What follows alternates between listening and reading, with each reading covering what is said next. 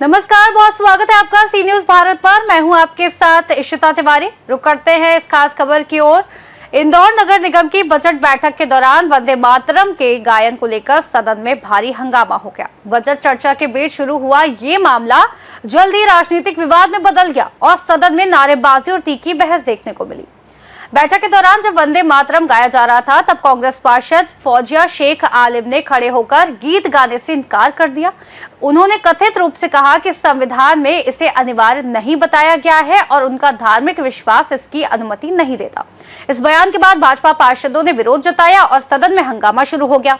स्थिति बिगड़ने पर सभापति ने हस्तक्षेप किया और कुछ समय के लिए कार्रवाई को नियंत्रित किया। आरोप है कि विवाद के दौरान पार्षद पर सदन की कार्रवाई में बाधा डालने और आपत्तिजनक टिप्पणी करने का आरोप लगा, जिसके बाद उन्हें एक दिन के लिए सदन से निलंबित कर दिया गया।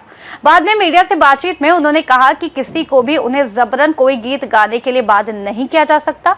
इस घटना पर भाजपा पार्षदों ने राष्ट्रगीत के सम्मान की बात कहते हुए आपत्ति जताई और सख्त कार्रवाई की मांग की। वहीं रुबीना खान ने भी तीखी प्रतिक्रिया दी, जिसके बाद सदन का माहौल और गर्मा गया। नगर निगम अध्यक्ष और अन्य नेताओं ने मामले पर अलग अलग प्रतिक्रिया दी, जबकि भाजपा शहर अध्यक्ष सुमित मिश्रा ने घटना की निंदा करते हुए अनुशासन पर जोर दिया। पूरा मामला राजनीतिक और सामाजिक बहस का विषय बन गया है और अब सभी की नजर आगे की कार्रवाई और सदन की कार्रवाई पर टिकी है। तो कांग्रेस पार्टी समर्थन कर रही है, भाड़ में जाए। कांग्रेस पार्टी कर रही तो करे, अब वो नहीं हमारा साथ देगी तो उनको तो हलवा लगते ना मुसलमान, खाली वोट लेने के लिए है। जब ऐसे मुद्दे आते हैं तो अपना पल्ला झाड़ लेती है। कांग्रेस ने जीतू पटवारी को भी शिकायत करने की बात करी। किसने? जिंदू भैया ने शिकायत करने की बात करी। हमारी शिकायत करने की बात करी। अच्छा, घटनाक्रम हो जिस तरीके से बात वहाँ पे बताई जाएगी, क्या लगता है? अच्छा बता दे फिर जाके। ठीक है, हम भी चले जाएंगे EMIM में। वहाँ बॉम्बे में जीती है फिर बहुत सारे वोटों से। हाँ, ओवैसी की पार्टी में चले जाएंगे। कोई जरूरी थोड़ी है कि हम कांग्रेस से कोई अनुबंध थोड़ी लिखा रखा हमने कि कांग्रेस में ही रहेंगे जिंदगी भर।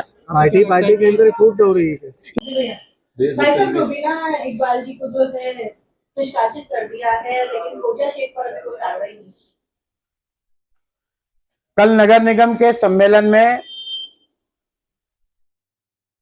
कांग्रेस की 2 पार्षदों ने वंदे मातरम गीत का विरोध किया। वंदे मातरम इस भारत की आत्मा का गीत है। भारत माता की वंदना करते करते असंख्य बलिदानियों ने और स्वतंत्रता आंदोलन के स्वतंत्र वीरों ने इसी वंदे मातरम के गीत को गाते गाते अपने प्राणों का उत्सर्ग किया है।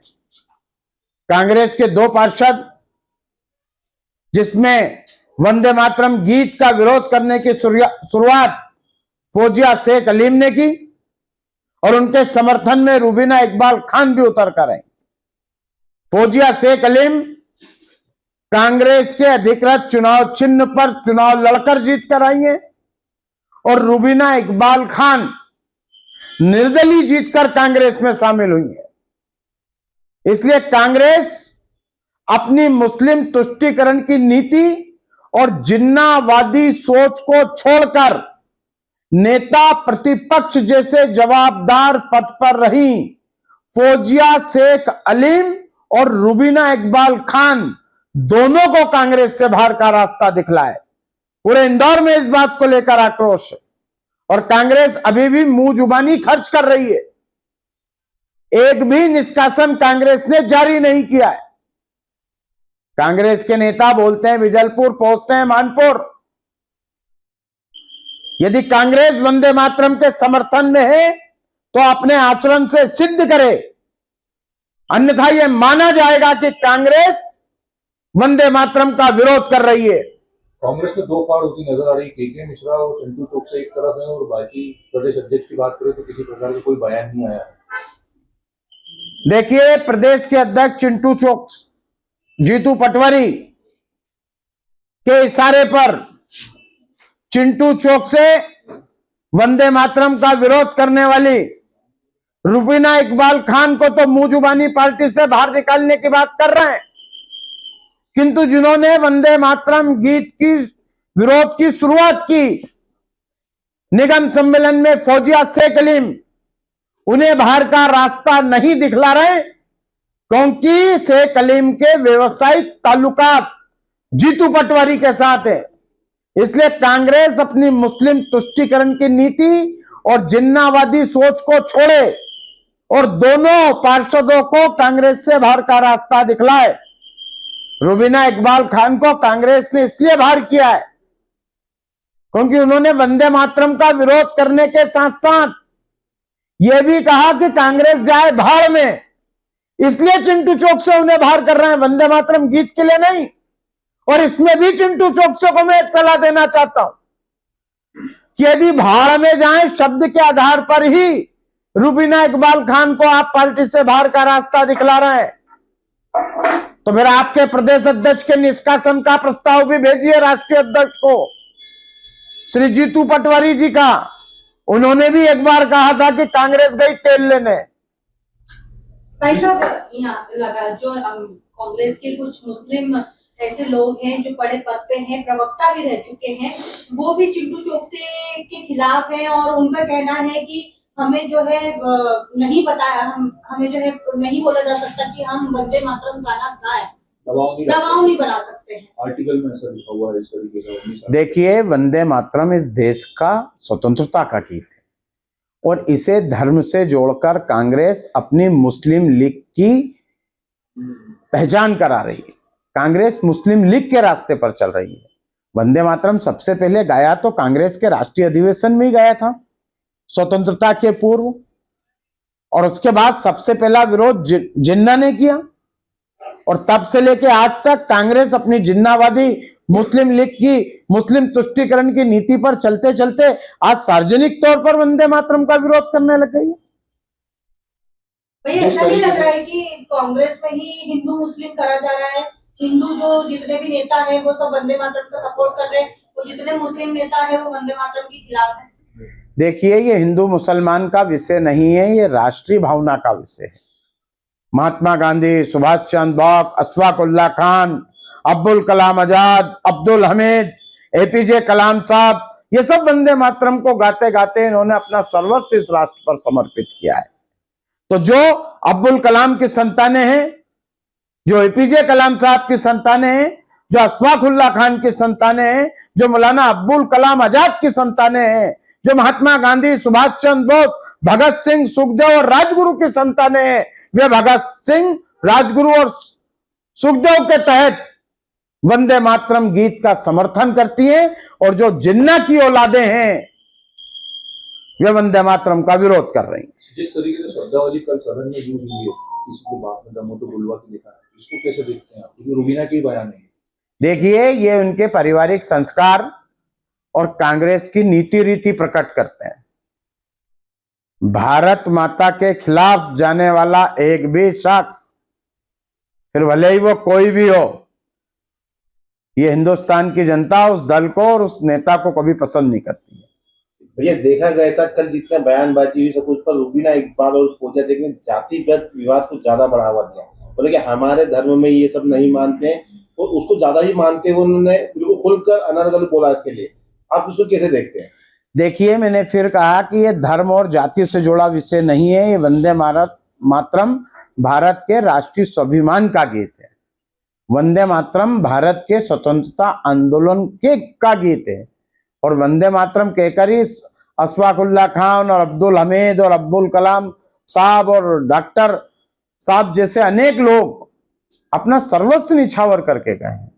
इसको जाति, धर्म और संप्रदाय से जोड़ के कांग्रेस अपनी तुच्छ मानसिकता का परिचय दे रही है। नगर निगम के अंदर एक घटनाक्रम हुआ जहां बजट बैठक के दौरान कांग्रेस की जो पार्षद है फौजिया शेख अलीम, उन्होंने वंदे मातरम गाने से न सिर्फ इनकार किया बल्कि उसका विरोध भी किया और कहा कि हमारे लिए इस्लाम पहले है। क्या कहना चाहेंगे राष्ट्रगान वंदे मातरम को लेकर, किस तरह का भाव होना चाहिए लोगों के मन में? देखिए, ये जो मानसिकता है एक दूषित मानसिकता है और एक कट्टर मानसिकता है। जिस समाज में आप रहते हैं, जिसका आप भोजन करते हैं, उसी के खिलाफ इस तरह से बातें करना, और वो भी आप एक नगर निगम के इस सदन के अंदर आप बात कर रहे हैं। वो महिला है, आप देखिए क्या उनको समानता का अधिकार प्राप्त नहीं हुआ है? आप जिस देश में रहते हैं, आप क्या बोल रहे हैं कि हमें वंदे मातरम नहीं बोलना है?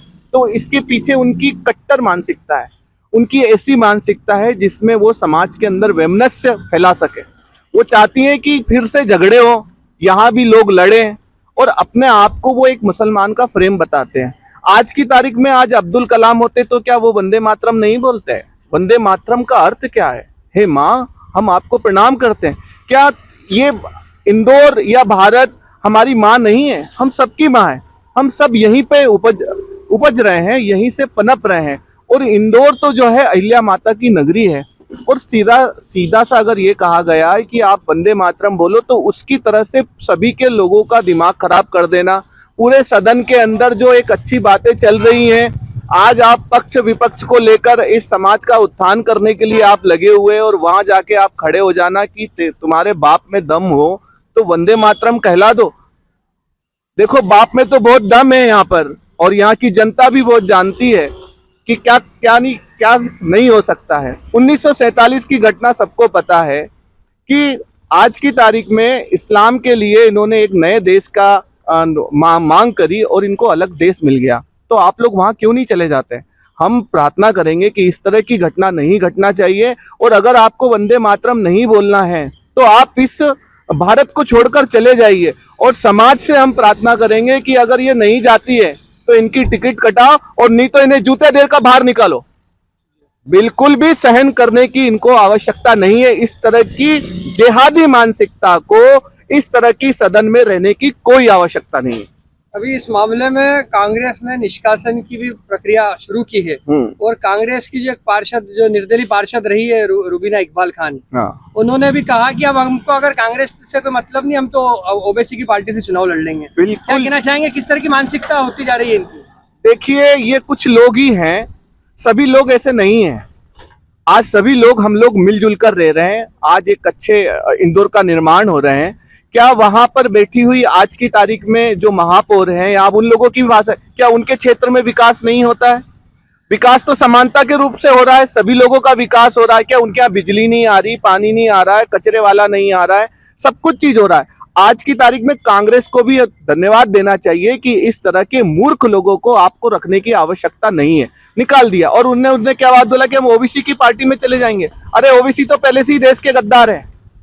वो पहले से ये बोलते हैं, आज हिंदुओं को चैलेंज करते हैं कि 15 मिनट के लिए खोल दो। उनके भाई भी इस तरह की चीज उगलते हैं, और ये इस तरह की ही राजनीति करते हैं। इनका राजनीतिक स्टैंड ही यही है। आज नेगेटिव फ्रेम बनाकर आज की पूरी मीडिया, देखो आप, उसका नाम ले रही है, वो पूरे हिंदुस्तान में फेमस हो रही है। उसको सपोर्ट मिल रहा है, उसको जिहादी सोच के कारण सपोर्ट मिल रहा है। हमें इसको सपोर्ट नहीं करना है। हमें तो ऐसे लोगों को जूते मार के बाहर निकालना है, और एक दिन के लिए नहीं, इनको हमेशा के लिए ही निष्कासित करना चाहिए। देश को बिल्कुल भी सोचने की जरूरत नहीं है। आने वाले समय में ये लोकतंत्र भी नहीं रहेगा, आने वाले समय में राजतंत्र रहेगा। ये भारत देश हिंदुओं का है, ये भारत देश हिंदुओं का है और हिंदुओं का ही रहेगा।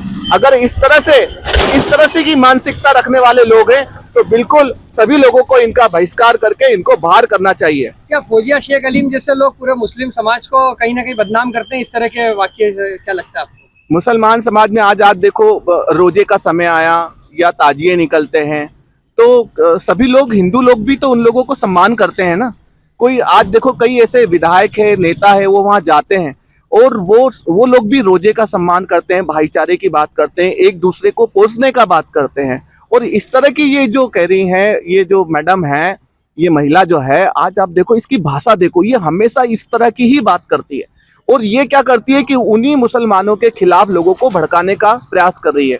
तो मेरा मुसलमान भाइयों से भी निवेदन है कि ऐसी महिलाओं का बहिष्कार करें, क्योंकि ऐसी महिला अगर आप चुनकर वहां भेजोगे तो क्या वास्तव में आपके क्षेत्र का विकास होगा? नहीं होगा।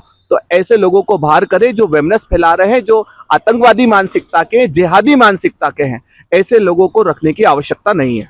आपका परिचय दीजिए। मैं राव विधानसभा से अध्यक्ष हूँ, हिंदू महासभा से।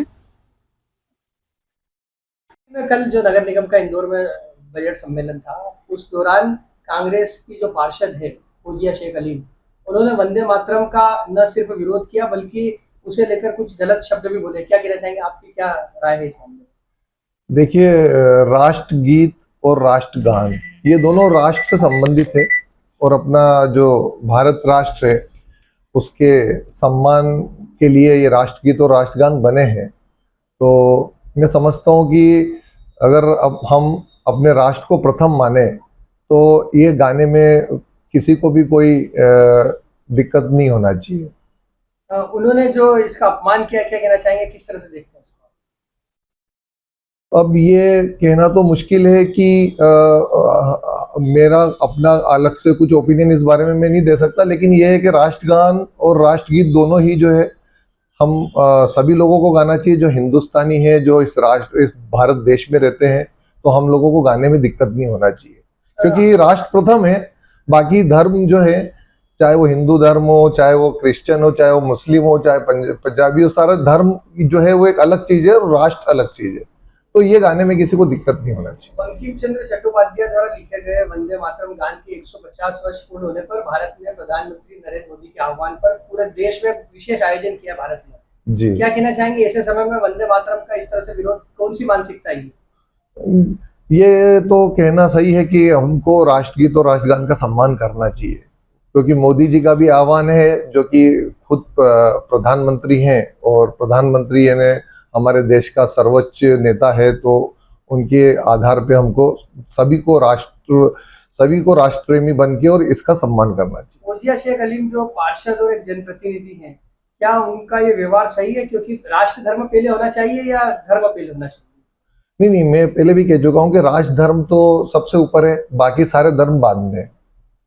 जिस तरह उन्होंने कहा कि इस्लाम हमें इसकी इजाजत नहीं देता, तो इससे एक जनप्रतिनिधि है और भी मुस्लिम भाई लोग हैं, उनको भी इससे फर्क पड़ता है। सभी को जो है राष्ट्र को प्रथम मान के चलना चाहिए। हमारा हिंदुस्तान, हमारा राष्ट्र सबसे पहले आना चाहिए।